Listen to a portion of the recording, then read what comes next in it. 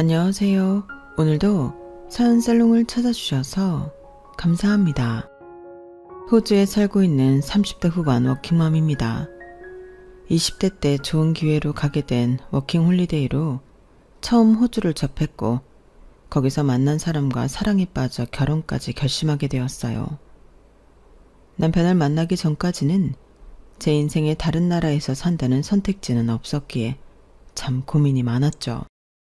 자신이 나고 자란 국가를 떠나서 산다는 게 말처럼 쉬운 일만은 아니잖아요.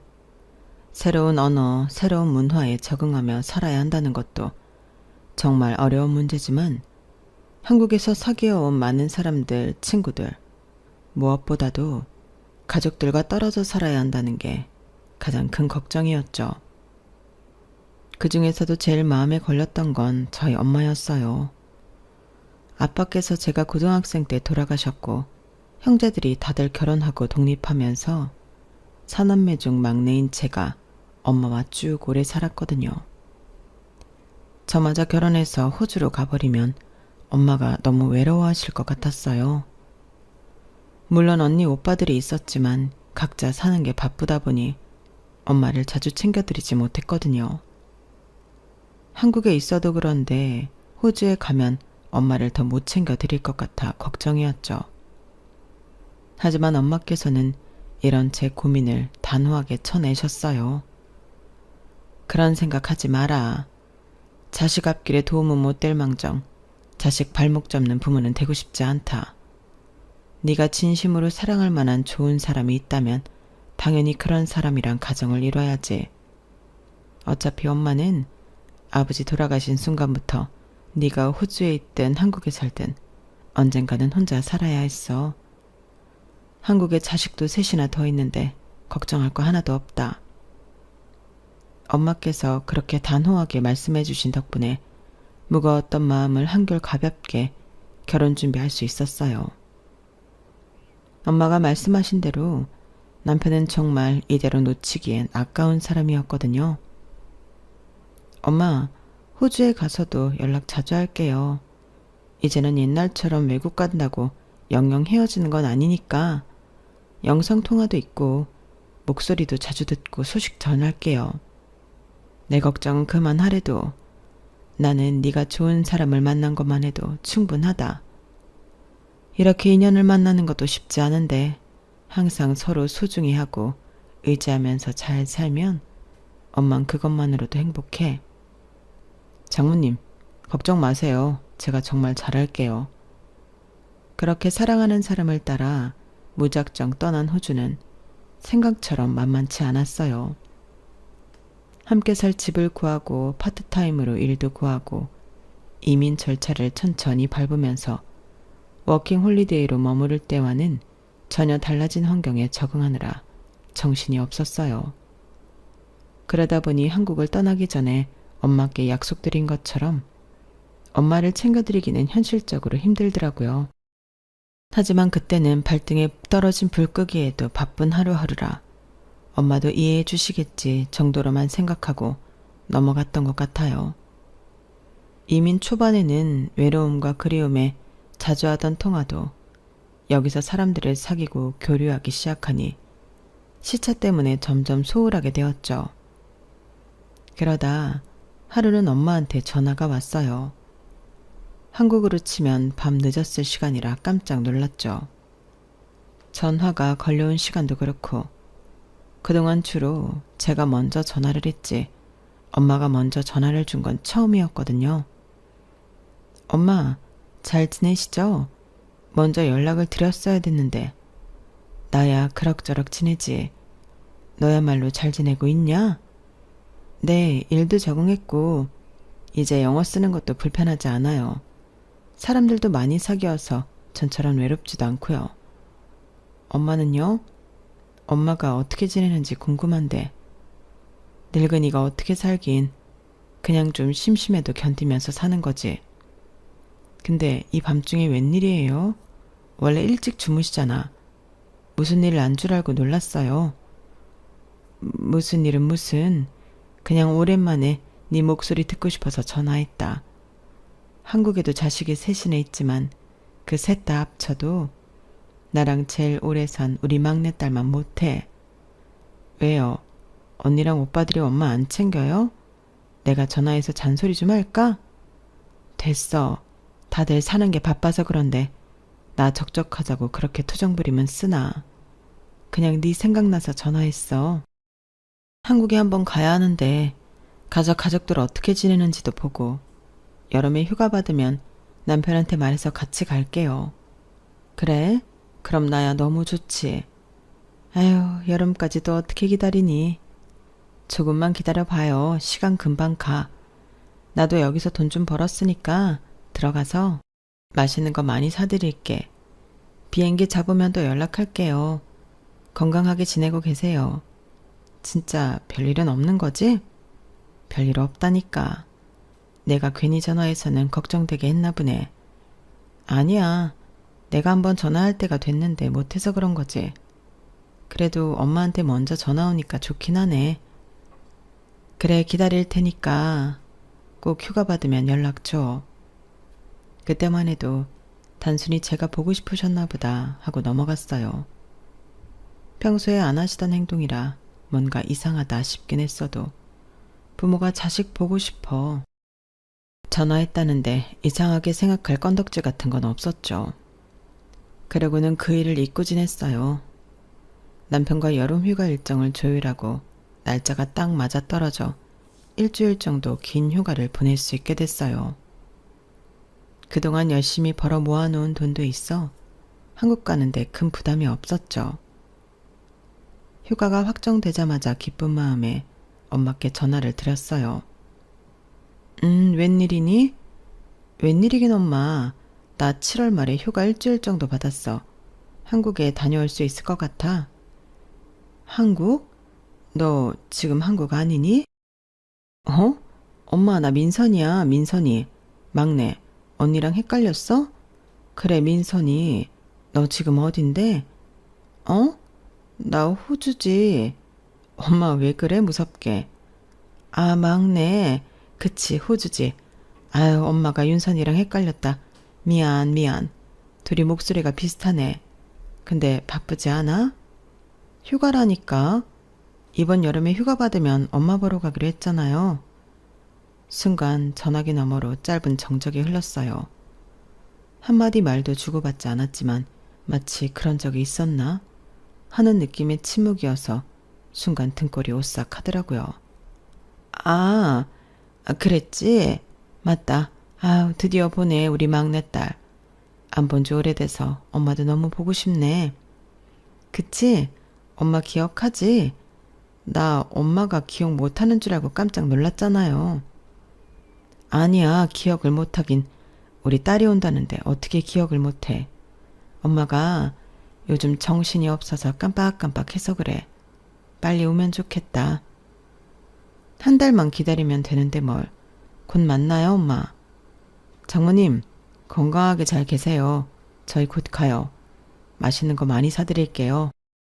전화를 끊고 뭔가 알 수 없는 기분이 들더라고요. 옆에서 엄마와 전화를 듣고 있던 남편 역시 저랑 같은 생각이었어요. 여보, 엄마 좀 이상하지 않아? 나이 드셔서 깜빡하는 거야 원래 흔한 거라지만 이 정도는 아니셨는데? 그러게. 게다가 장모님 기억력 좋은 편이셨잖아. 이 정도로 기억 못하실 분은 아닌데. 그리고 휴가 얘기는 통화한 지 2주밖에 안 되지 않았어? 아, 너무 걱정되는데. 지금 호주에 있으니 뭘 어쩔 수도 없고. 당신 형제들한테 부탁해봐. 한국에 형제가 셋이나 있는데 뭐가 걱정이야. 가족이 이럴 때 좋은 거지. 그렇긴 한데 언니 오빠들은 몰랐나? 어떻게 외국에 있는 나보다 몰라. 같은 땅 산다고 자주 들여다보는 건 아니니까 한번 이야기해보는 건 어때? 알겠어. 남편은 좋게 말해줬지만 솔직히 제 머리로는 이해가 되지 않았어요. 아무리 같은 나라 산다고 해도 사는 동네가 다르고 지역이 다르니 그렇게 자주 못 본다는 건 알아도 어떻게 고작 가끔 주고받는 전화가 전부인 저보다 엄마의 변화를 눈치채지 못할 수 있는지요. 그래, 형제들이 모를 수도 있다 치자. 생각하다가도 그건 아닌 것 같다는 생각에 혹시 외국에 있는 내가 괜히 걱정할까봐 일부러 이야기 안 했나? 라는 생각으로 합리화하며 첫째 오빠한테 전화를 걸었어요. 오빠, 엄마 자주 찾아뵙고 있어? 응? 명절이나 어버이날에는 찾아뵙지. 그럴 때만 봐? 야, 그럼 내가 어떻게 틈틈이 가니? 나도 서울에 있고 애들도 있는데. 왜? 너 나한테 설마 왜 효도 안 하냐고 잔소리하려고 전화한 거야? 아니, 그런 게 아니라 어제 엄마랑 통화했는데 엄마가 좀 이상한 것 같아. 연세가 들긴 했어도 또래분들에 비해 엄청 기억력도 좋고 총명하셨잖아. 그런데 2주 전에 나랑 나눈 통화를 기억을 못해. 그래? 근데 뭐 그럴 수도 있는 거 아니야? 그래도 어떻게 딸이 한국에 들어온다는 걸 기억을 못하셔. 자주 뵙는 것도 아니고 외국에 있는 딸이 온다는데 그리고 그때 엄청 좋아하셨단 말이야. 야, 너 너무 자의식 과잉 아니냐? 네가 그래봤자 자식 4명 중에 하나인데 당연히 기억 안 날 수도 있지. 엄마 원래 그래. 내가 간다 해도 셋째랑 착각하고 그러던데. 네가 외국에 오래 있어서 몰랐을 뿐이지 원래 종종 그러셨어. 그냥 나이 들어서 깜빡깜빡 하시는 것뿐이야. 네가 떨어져 있으니까 예민하게 반응하는 거지. 순간 엄마께서 저랑 둘째 언니를 헷갈려 했던 게 머릿속을 스치더라고요. 큰오빠랑 전화를 끊었어도 정말 괜찮은 걸까 하는 생각은 멈추지 않아서 둘째 언니랑도 통화를 했어요. 그나마 같은 딸이니 제 마음을 이해해 줄까 싶었거든요. 하지만 언니도 말이 안 통하기는 마찬가지였어요. 별것도 아닌 걸로 호들갑이야. 엄마도 여기 생활이 있는데 잠깐 까먹을 수도 있지 뭐. 너만 자식이니? 자식이 한둘 있는 것도 아니고 솔직히 외국 나간 자식 뭐 그렇게 관심 있겠어? 일부러 상처를 주려고 하는 듯한 말에 정말 크게 실망했어요. 아무도 엄마의 상태에 대해 귀 기울여주지 않으니 그냥 직접 나서는 수밖에 없었죠. 그렇게 매일 한국에 가는 날만 기다렸어요. 엄마와 둘이 살던 집에 도착했을 땐 왠지 눈물이 날 것 같더라고요. 저랑 살 때랑은 다르게 집안의 물건도 텅텅 비어있고 집에 먹을 것도 별로 없었어요. 아, 엄마, 밥은 잘 챙겨 드시는 거예요? 집이 왜 이렇게 휑해? 엄마 잘 먹고 있어. 걱정 말어. 이서방도 힘들었을 텐데 여기 와서 함께 과일이라도 깎아 먹게. 엄마께서는 우리가 온다고 수박을 사놓으셨다면서 냉장고로 가셨어요.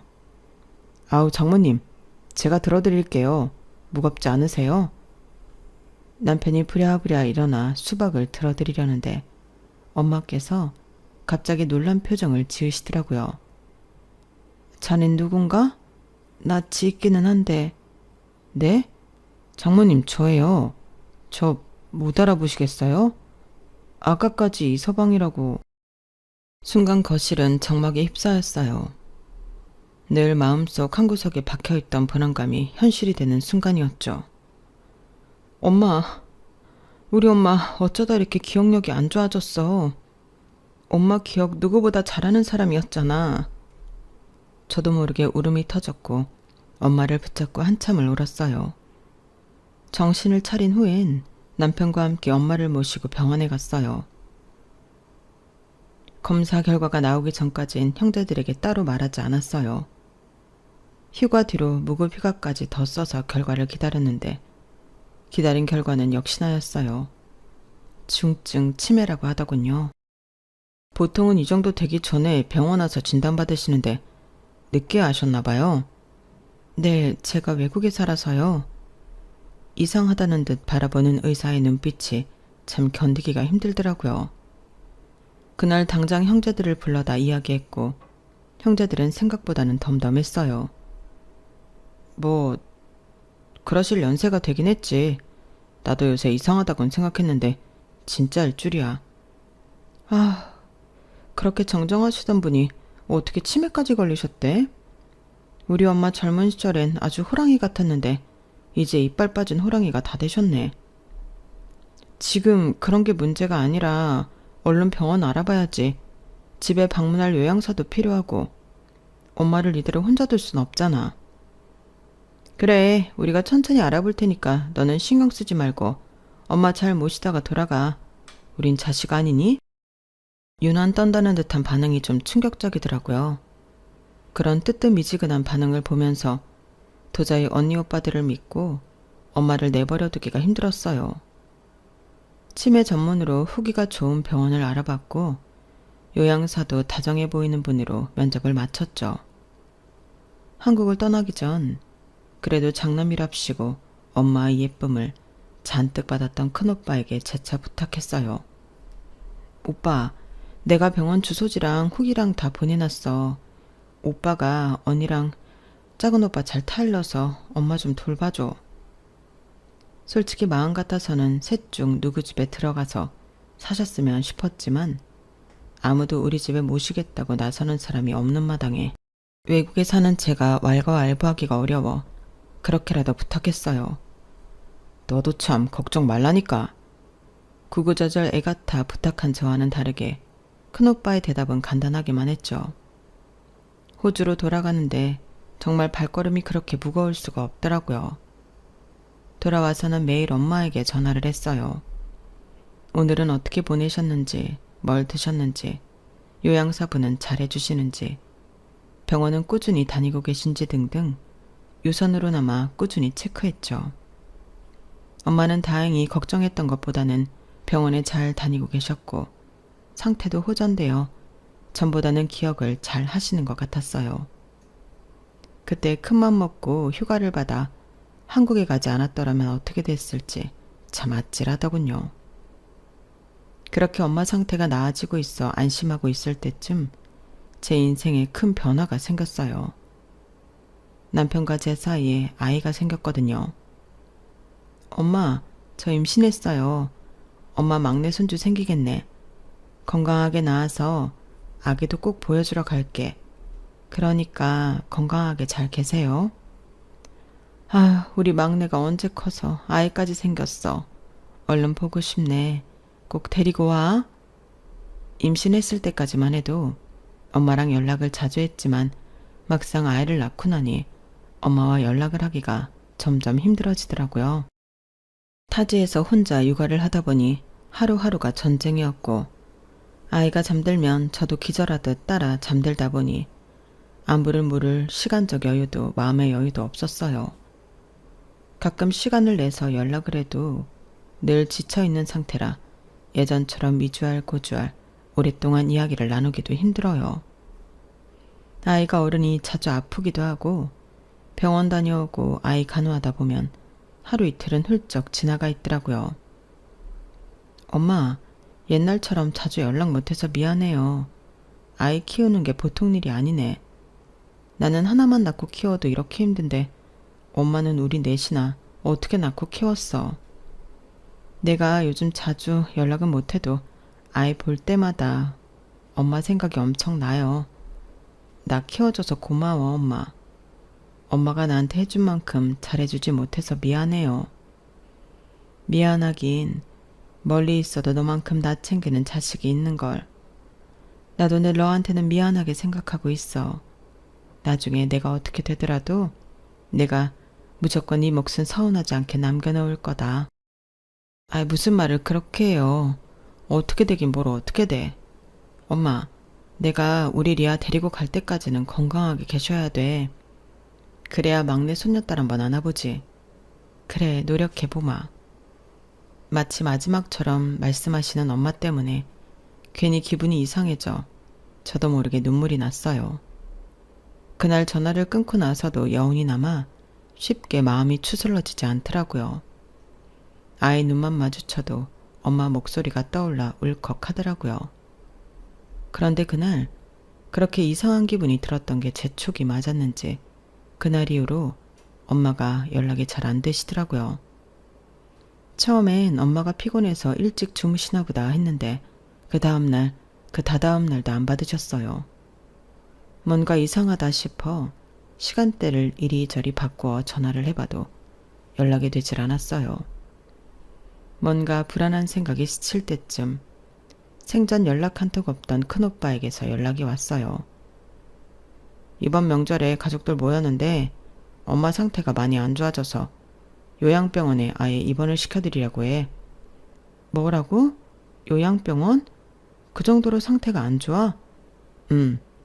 예전보다 말투도 어눌해지시고 며느리도 못 알아보시더라고.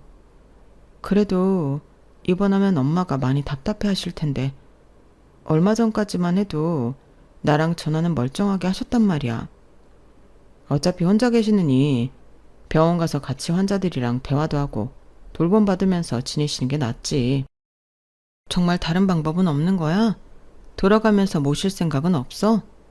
야, 너 진짜 웃긴다. 너는 외국 나가 살면서 이런 일에는 쏙 빠지면서 그런 말은 쉽게 잘도 안 해? 그렇게 모시고 살고 싶으면 네가 한국 들어와서 모시고 살아. 그게 말처럼 쉬운 줄 알아?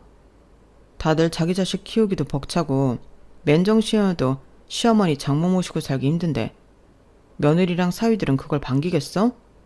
니네 남편은 괜찮대? 혹시나 해서 떠보듯 물어본 건데 아주 난리를 치니 말문이 막혔어요. 참 시사하다 싶어 화가 나면서도 상황이 성이니 그냥 이해해야겠다 생각했죠. 아, 됐어, 알겠어. 그럼 다른 병원 말고 진료받던 병원에 입원하셨으면 좋겠어. 거기만큼 괜찮은 곳이 없으니까. 입원은 조금 비싸다고 듣긴 했는데 내 집 합쳐서 내면 되니까. 그리고 엄마 전화는 왜 안 받으셔? 사실은 일주일 전에 벌써 입원 절차 밟았어. 핸드폰은 따로 필요 없을 것 같아서 우리가 받아놨어. 뭐라고? 그럼 나는 엄마랑 어떻게 연락하라고? 병원으로 연락하면 돼? 따로 연락할 필요 없어. 우리가 엄마 뵈러 갈 때 돌아가면서 전화할 테니까 그때 받아. 큰오빠는 그렇게 납득이 되지 않는 통보만 한 채 전화를 끊었어요. 속에서 화가 부글부글 끓었지만 외국에 있는 처지라 어찌할 수가 없어 답답하더라고요. 그렇다고 마냥 손 놓고 있을 수만은 없어 엄마가 다니시던 병원에 전화를 걸어 환자 정보를 물었더니 들려온 대답은 절망적이었어요. 그 환자분은 저희 병원에서 진료받으신 지 벌써 오래되셨는데요. 마지막 진료 기록이 작년 말이에요. 입원 기록도 없고요. 정말 눈앞이 깜깜해지는 기분이었어요. 그 길로 들지 않니 작은 오빠한테 줄줄이 연락을 했지만 셋이 짝이라도 한 건지 제 전화를 받지 않더라고요. 결국 답답한 마음에 아기가 돌이 되고 정말 큰 결심을 했어요. 그 어린애를 데리고 남편과 함께 한국행 비행기를 탔죠. 도착하자마자 적어둔 형제들 집 주소로 찾아가 하루 종일 기다리고 문을 두들긴 끝에야 겨우 작은 오빠랑 만날 수 있었어요. 대체 엄마 병원이 어디야? 어딘데 이렇게까지 안 알려주고 멀리 사는 사람 애간장을 태워서 여기까지 오게 만들어? 나는 잘못 없어. 형이랑 누나가 네 연락 받지 말래서 그런 것뿐이야. 너 알면 또 잔소리만 한다고. 병원 주소 알려줄 테니까 진정해. 그렇게 작은 오빠를 닥달해서 알아낸 병원은 정말 초라하기 그지없었어요. 시설도 낙후되었고 혹시나 싶어 기대했던 요양사들도 불친절하고 피로에 지쳐있는 모습이었죠. 이런 곳에서 엄마가 지내고 있다고 생각하니 속이 상해 울컥했죠. 엄마, 저예요. 알아보시겠어요? 아유, 이게 누구야? 참 예쁜 아가씨네. 엄마, 나예요, 막내딸. 딸? 누군데 자꾸 나한테 엄마라고 하니? 엄마, 여기서 지내는 거 괜찮아요? 집은요? 집은 어쩌고 여기 와서 지내고 계세요? 집은 내 아들이 가져갔어. 내 거 다 아들들이 가져가고 나는 아무것도 없어. 그 말을 들으니 갑자기 정신이 번쩍 들더라고요. 생각해보니 엄마를 입원시켜놓고 엄마가 살던 집은 어떻게 했는지 물어보질 못했던 거예요. 시간이 좀 지나니 엄마께서 저를 알아보셨고 자초지종을 이야기해 주셨어요. 다니던 병원이 비용이 비싸서 조금 싼 데로 옮기자고 하더라고.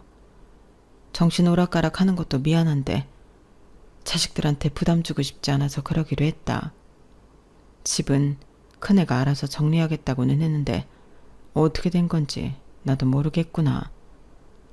그래도 이렇게 정신 남아 있을 때 너를 한 번 더 볼 수 있다니 참 좋구나. 우리 막내 손주도 이렇게 빨리 볼 수 있을 줄은 몰랐는데 어쩜 이리 이쁘니? 엄마가 딸을 안고 행복해하는 모습을 보니 잠시나마 답답했던 가슴이 녹아내리더라고요. 하지만 엄마를 이런 것에 입원시켜두고 엄마 집은 어떻게 있는지 소식조차 알리지 않는다니 정말 괘씸해서 살 수가 없더군요. 그래도 오랜만에 엄마랑 보내는 시간이 너무 소중해서 저희 가족이 머무르는 숙소에 엄마를 모시고 와서 맛있는 것도 사드리며 티 내지 않고 좋은 시간을 보냈어요. 마지막 날 엄마를 다시 요양병원으로 보내드리는데 정말 가슴이 먹먹하더라고요. 엄마, 내가 곧 다시 데리러 올게요. 조금만 기다리세요. 우리 집 현관 옆에 있던 창고 기억하지? 그 안에 다 있어. 엄마가 다 숨겨놨어. 네? 네 몫은 어떻게든 남긴다고 했잖아. 찾아서 써. 꼭. 알았어, 엄마. 그럴게요. 엄마가 무슨 말씀을 하시는지 알아들을 수는 없었지만 예전 집에 가봐야겠다는 생각은 했어요. 그리고 엄마를 이런 곳에 버리다시피 방치해놓고 자기들끼리 엄마 집을 갈취한 형제들을 절대 용서하지 않겠다고 결심했죠. 예전 살던 집은 그새 팔렸는지 한참 이사를 진행 중이었고 정신없는 틈을 타 현관 옆에 있던 작은 창고를 열어보니 엄마가 아끼시던 보자기로 곱게 쌓인 상자가 덩그러니 놓여 있더라고요. 이거다 싶은 직감이 와서 누가 볼세라 헐레벌떡 그걸 들고 돌아왔어요. 상자를 열어보니 엄마의 통장과 메모장, 액세서리함, 핸드폰이 들어있었어요. 큰오빠가 가져갔다던 핸드폰이 거기서 나오니 정말 깜짝 놀랐죠. 마지막까지 안 뺏기려고 숨겨두신 게 느껴졌어요. 핸드폰을 숨겨둔 이유가 있을 것 같아 이것저것 뒤져보니 통화 녹음 기록과 대화 녹음 파일 등이 나왔어요. 꽤 긴 내용이고 분량도 많아서 전부 듣는데 꽤 오랜 시간이 걸렸죠. 고맙게도 남편이 제 곁을 지키며 함께 내용을 들어줬죠. 상황을 파악하는 데는 그리 오래 걸리지 않았어요. 이게 말이 돼? 그러니까 큰형님이 어머님 치매 상태인 걸 이용해서 집을 팔고 자기 명의로 빼돌렸다는 거야? 최영은 동조한 대가로 형님한테 돈을 받고 남편 빚 갚는 데 쓰고 어머님을 지금 그 병원에 넣어버리고 작은 형님은 어머님 돌보는 척하면서 가족 보호자 간병수당을 빼먹었다고? 내가 봐도 그런 것 같아. 어떻게 이럴 수가 있지? 정말 내 형제들이지만 인간 맞아? 드라마에나 있을 법한 내용들이 녹음들을 통해 밝혀졌어요. 엄마가 넣어둔 통장들과 비교를 해보니 정말 엄마 계좌로 들어온 간병수당은 없더군요. 게다가 셋째 오빠는 담당 공무원과 아는 사이라 엄마가 요양병원에 들어간 후에도 돈을 받고 있던 모양이었어요.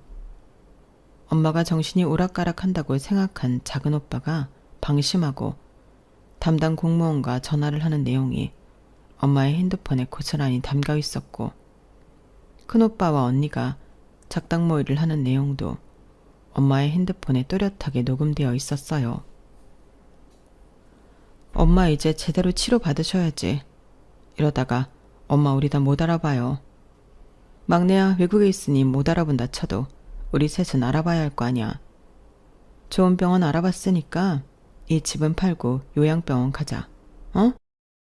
아직 요양병원 갈 정도는 아니다. 상태도 좋아지고 있었는데 왜 요양병원? 그리고 이 집을 판다고? 누구 마음대로? 내가 죽기 전엔 우리 막내 돌아올 집은 있어야지. 엄마, 아무리 그러셔도 소용없어요. 우리 셋이 다 동의하는데 엄마가 무슨 수로 요양병원에 안 가요? 사람들이 정신 오락가락하는 엄마 말 들어줄 것 같아요? 그만 고집부리고 치료 받으시라니까. 엄마 핸드폰에 녹음된 마지막 음성을 들으면서 얼마나 울었는지 몰라요. 엄마가 얼마나 의지할 곳이 없었는지 고스란히 느껴지더라고요. 우선 복지수당을 횡령한 작은 오빠부터 복수하기로 시작했어요.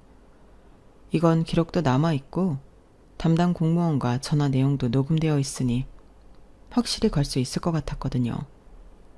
먼저 셋째 오빠와 접점이 있을 만한 담당 공무원을 찾는 것에 집중했어요. 찾아보니 그쪽 부서에 오빠와 중고등학교 동창이 동갑인 공무원이 있더라고요. 그리고 지자체에 감사 요청을 해서 수당 부정수급, 공문서 위조로 고발을 했어요. 이건 입금 내용도 확실하고 제가 고용했던 요양사를 통해 증언도 받을 수 있었어요. 다른 분들은 그래도 오며 가며 얼굴 비추시는데 수당을 대신 받으신다는 셋째 아드님은 통 보이질 않아서 돌봐드리고 있는데 애를 좀 먹었어요. 저한테 그만 나와도 된다고 한 것도 셋째 아드님이셨고요. 이렇게 확실한 증거들을 모아 제출했어요. 셋째 오빠가 저렇게 수당을 불법 가치하고 있었다는 사실을 깨닫고 나니 첫째 오빠랑 둘째 언니도 의심이 가더군요. 집은 내가 알아서 정리할 테니까 너는 신경 쓰지 마. 장남이라는 이유로 엄마의 동의도 없이 재산 정리를 주도하던 큰오빠도 과연 정말 투명하게 재산을 정리했을지 의문이더라고요. 그래서 등기부 등본을 떼서 집 매매 계약 날짜를 확인해 병원 진료 기록과 대조해보니 보호자 말에 의존적이며 날짜, 사람, 장소, 혼동 있음, 중요한 결정 시 단독 판단 어려움이라고 적혀 있더라고요. 이 진단서로 계약서 서명 당시 엄마는 법적 판단 능력이 없었다는 증거를 확보할 수 있었죠. 그리고 엄마가 다니던 은행에 매매 계약서 제출 기록을 통해 계약서를 입수했어요. 매매 계약서 서명은 틀림없는 엄마의 서명이었지만 뭔가 묘하게 다른 느낌이더라고요. 그래서 필적 감정 전문가에게 감정을 의뢰했어요.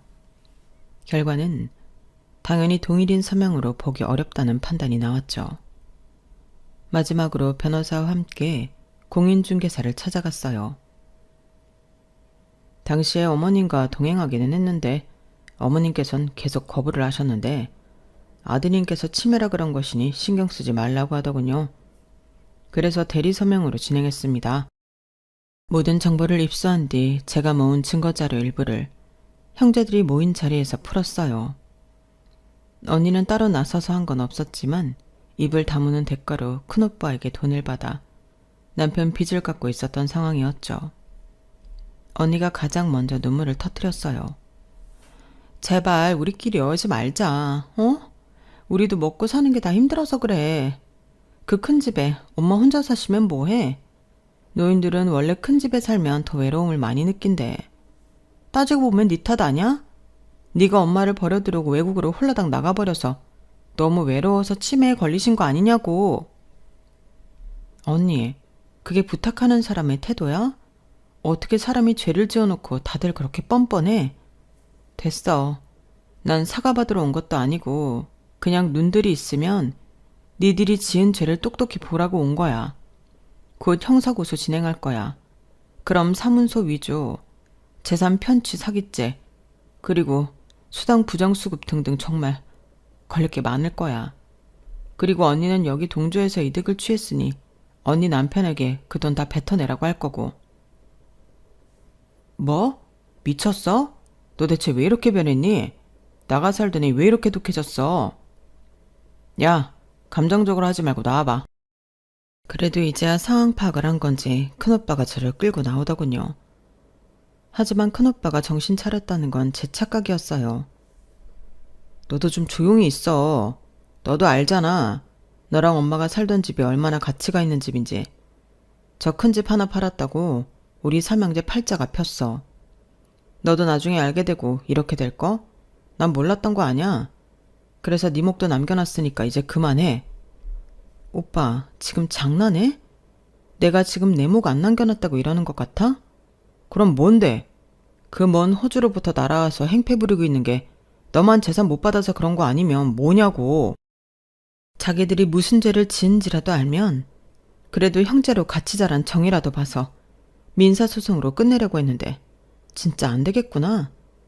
엄마가 정정하실 땐 재산 때문에 찍소리도 못하더니 엄마가 쇠약해지니까 바로 재산이나 빼돌리고 엄마를 저딴 병원에다 박아놔? 니들이 인간이니? 그래, 원하는 거 다 말해. 그렇게 억울하니? 너만 살기 힘들어? 우리도 힘들어서 그랬다고. 엄마도 건강하실 때 우리가 힘들 때 도와주셨으면 우리가 이러지도 않았지. 그러게 진작에 도와주셨으면 서로 좋았잖아. 난 그래도 큰오빠는 다를 줄 알았어. 하긴 돈 준다고 언니 입막음한 게 오빠인데 그 와중에 믿은 내가 바보지. 나는 대화는 인간하고만 해. 오빠도 인간 같지 않은 거 알았으니까 대화는 그만하고 싶다. 법정에서 법으로 다시 얘기해. 너 이제 엄마 돌아가시면 세상에 믿을 거 우리 형제들밖에 없어. 근데 네가 우리 셋을 등진다고? 너 하나가? 너 살면서 다시 가족한테 기대해야 할 순간이 없을 것 같아? 너 우리한테 그런 식으로 굴면 나중에 후회한다. 결국 남편도 남이고 남은 건 피로 이어진 가족뿐이라고. 거의 저주처럼 퍼부어지는 폭언을 들으며 그곳을 떠났어요. 한국에서 머무르는 숙소에 돌아오니 남편이 걱정스러운 얼굴로 자리에 앉지도 못하고 아이를 보며 절 기다리고 있더라고요. 여보, 잘 갔다 왔어? 괜찮았어? 그러게 나랑 같이 가자니까. 힘들었지? 절 보자마자 달려와서 저를 꽉 안아주는데 남편 품에 안기니 큰오빠가 했던 말이 떠오르면서 눈물이 터지더라고요. 여보, 우리가 지금은 이렇게 잘 지내도 결국 나중에 뭔가 잘못되면 우리도 남이 되는 거겠지? 그게 무슨 소리야, 여보? 엄마 돌아가시면 내가 의지할 건 형제들밖에 없는데 내가 형제들을 이렇게 등지고 살아도 될까? 여보, 나는 무슨 일이 생겨도 당신 편이야. 그런 소리 하지 마. 세상 청지, 당신 형제들이 다 당신 손가락질해도 난 당신 곁에 있을 거야. 당신이 왜 혼자야? 나도 있고 우리 예쁜 딸도 있는데. 우리 딸 아빠랑 잘 있었어? 그렇게 딸과 든든하게 절 껴안아주는 남편을 보며 흔들리지 않기로 결심했어요. 그렇게 바로 형사고소를 접수했죠. 제가 고소했다는 사실이 알려지자마자 형제들은 노발대발했어요. 하지만 법적 절차를 밟으며 셋째 오빠가 부정수급, 공문서 허위 작성으로 인해 벌금을 맞고 그동안 불법으로 받은 수당을 환수 조치당하면서 3명의 싸움으로 번졌어요. 그러게 형은 처음부터 막내를 같은 편으로 만들었어야지. 외국에 있다고 만만하게 보니까 이 사단이 나는 거 아냐? 야, 애초에 네가 사는 곳 안 들켰으면 이럴 일이 있어? 너 때문에 엄마가 저런 병원에 있는 거 알게 돼서 제가 눈이 돌아간 거잖아. 싸우는 꼴이 아주 가관이더군요. 하지만 제 복수는 거기서 끝나지 않았죠. 첫째 오빠 역시 사문서 위조죄로 걸렸고 집을 매매하는 과정에서 다운 계약서를 작성한 사실까지 걸렸어요. 증여세를 탈세하려는 시도까지 포착이 된 거였죠. 큰오빠는 집값의 절반을 미신고한 죄로 추징금 2억 원에 징역형 집행유예를 받았어요. 부동산 거래는 민사소송을 통해 일부 재산 환수 판결을 받았죠.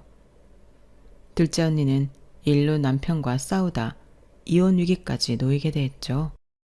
형제들이 차례차례 벌을 받는 동안 저는 엄마를 더 쾌적한 요양병원에 입원시켜드렸어요. 엄마께서는 제 손을 꼭 잡아주며 말씀하셨어요. 내가 어떻게든 내 목숨 꼭 남긴다고 했지? 그때 네가 발견한 통장 속 돈이랑 폐물함은 전부 네가 갖거라. 엄마, 그걸 제가 어떻게 받아요? 지금 엄마 재산 마음대로 팔아제낀 언니 오빠들 벌 주고 있는데 이 돈 받으면 저도 벌 받아요.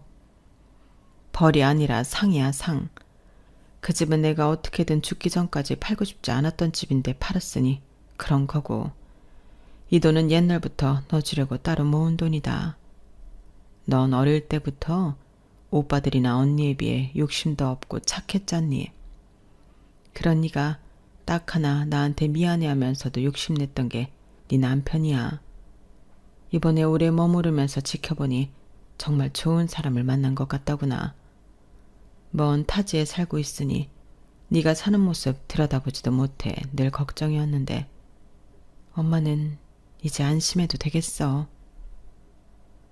제 손을 꼭 잡고 계시던 엄마의 소나기에서 이상하게 점점 힘이 풀리셨어요. 그때 직감했어요. 엄마께 시간이 별로 안 남았다는 걸요. 눈물을 흘리며 요양사분들을 불러 급하게 병원에 갔지만 이미 숨을 거두신 후였어요. 미워 죽겠어도 형제니 엄마 장례는 치러야 해서 다시 형제들을 만났고 서로 죽이지 못해 안달난 눈빛으로 겨우 장례를 치렀어요. 장례 마지막 날 변호사가 와서 유언장을 읽어주더군요. 내 남은 예금과 유동자산 전부 그리고 내가 남긴 기금속 보험금, 기타 권리 일체를 막내 간미인선에게 단독 상속하길 바란다. 이 결정은 다른 자식을 벌 주기 위함이 아니라 마지막 끝까지 날 챙겨준 사람에게 마음을 남기고 싶을 뿐이다. 그제 저의 형제들의 눈빛이 흔들리더군요. 민선아, 언니가 정말 미안했어, 그동안. 언니 이제 남편이랑 이혼하고 빈털털이 된 거 알지? 언니 좀 도와주라. 민선아, 오빠가 엄마 있는 병원 알려줬잖아. 그래도 오빠가 제일 사람답지 않니? 오빠는 집 팔고 돈 받지도 않았어. 기껏해야 얼마 나오지도 않는 그 수당 좀 챙긴 거야. 우리 막내들끼리 뭉쳐야지. 안 그러냐? 그 와중에도 큰오빠만큼은 자존심 세워가며 절 쳐다도 보지 않고 자리를 뜨더군요. 미안하지만 우리 형제의 연은 끊은 걸로 아는데 나한테 그렇게 고소까지 당하고 인생 나락까지 갔으면서도 나한테 빌고 싶어?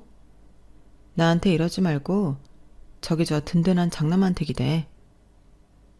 그 말을 마지막으로 저는 홀가분한 마음으로 떠났어요. 다시는 이 지긋지긋한 형제들과 부딪힐 일 없고 사랑하는 제 진짜 가족들이 기다리는 호주로요. 제 이야기는 여기까지입니다. 가족이라는 게 정확히 무엇인지 여러분들은 이런 일 겪지 마시고 사랑하는 가족들과 항상 행복하셨으면 좋겠습니다. 여러분, 사연 댓글에 응원과 현명한 조언 부탁드려요.